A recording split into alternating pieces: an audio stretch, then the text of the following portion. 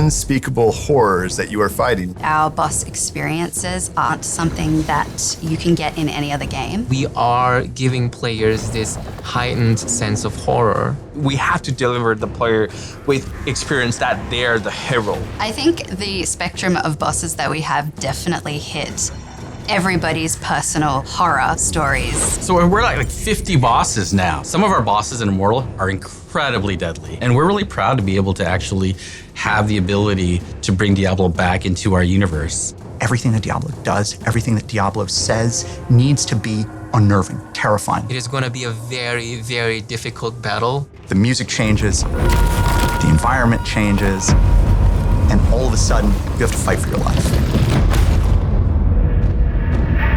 The process of designing a Diablo boss is usually quite organic. It really depends on the boss. Sometimes it starts with a cool mechanical idea. Sometimes it starts with kind of a narrative germ. The story team is going to have a lot of say in terms of like, what is the fiction behind the boss? And so what is the feel behind the boss?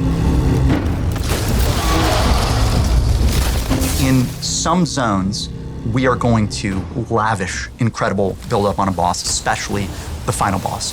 In Tristram Cathedral, before you fight Albrecht, the first Shardborn, there's a whole quest line that has you exploring the ruins of Leoric Manor and learning about his past. And so at the end, when you face him, there's this context and kind of a richness to the things that he is saying to you. Your flesh will hush the voices. That if you are paying attention to the dialogue, will maybe resonate a little bit more emotionally. Do you see how much stronger I've become?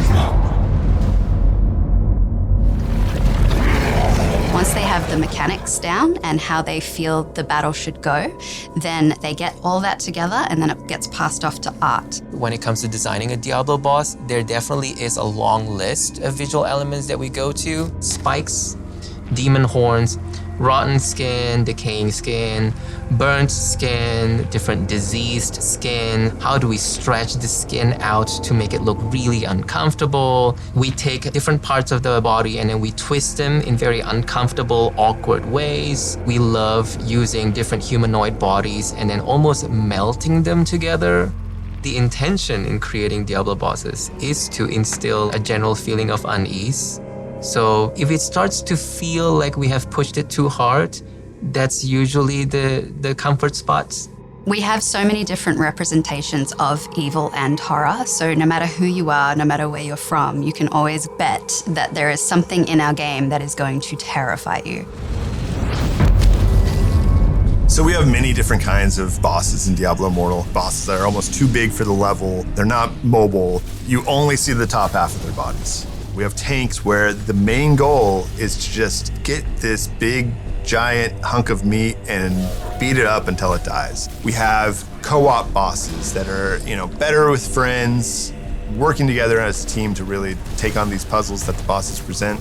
And then we have mind-bending bosses that really change the way you play the game, what your perception is of the boss. But my favorite boss in the game is the Butcher. Bringing the Butcher into Diablo Immortal was quite a journey for us because it is such a beloved character in the Diablo lore. When I was playing Diablo 1 for the first time, there was this shock associated with encountering the Butcher. You open the door, he steps out, he's cleaving you very, very fast.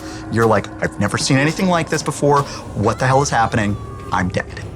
We wanted the Butcher to be the real Butcher from the first Diablo. So it was kind of like, how do we bring him into our game and what can we make more special about this particular encounter? Our Butcher is super intimidating. He's a gigantic boss, towering above the player. This is a Butcher that was basically too angry to die. He's just shoving his guts back in. He's got the chain that he throws. He's got the rush, he's got the fire coming out of the ground, and it's just a fun, nostalgic fight.